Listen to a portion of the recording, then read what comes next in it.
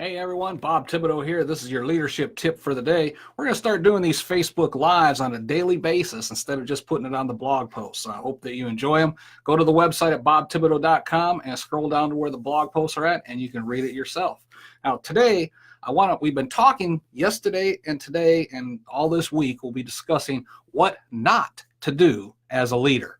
Now, you get told a lot, this is what you should do, and all leaders should do this and that and the other thing. Very few people will actually tell you what not to do, and that's what we're going to be discussing this week.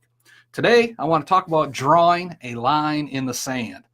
First, don't ever draw a line in the sand that you're not 100% committed to and backing up with action. If you're going to say something like, the next time this happens, X, Y, Z will take place, and you do not follow through, you lose all respect and credibility with those you lead. They'll begin to disregard almost everything you say from that moment on. In fact, you should very rarely, if ever, say anything that dramatic, because you never know what tomorrow will bring. You may say today, as long as I'm in charge and XYZ is taking place, it's not going to happen. I'll get rid of them in a heartbeat.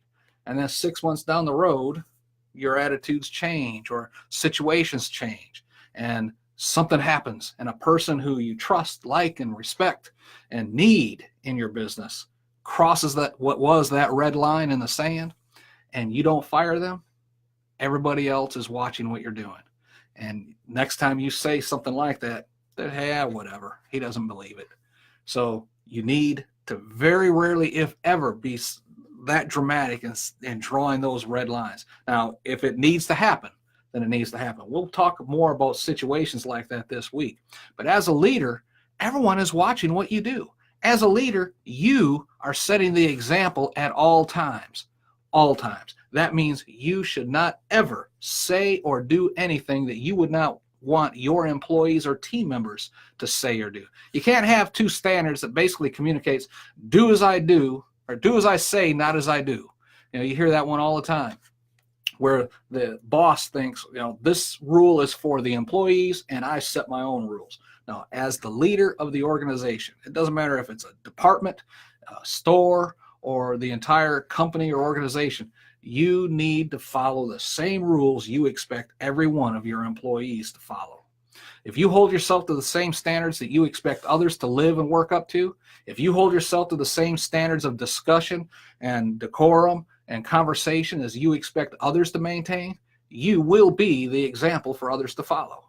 If you hold your team members to a higher standard than you're willing to display or follow yourself, you'll soon find yourself operating a disgruntled team that will do almost nothing to help you on their own. That will do one thing for sure. It will ensure your failure. Now, we're going to be continuing this discussion tomorrow.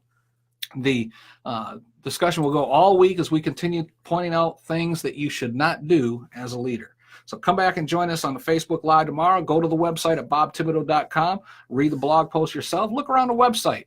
We got a lot of leadership, different information on leadership and team building there as well as our podcast information, our podcast training program.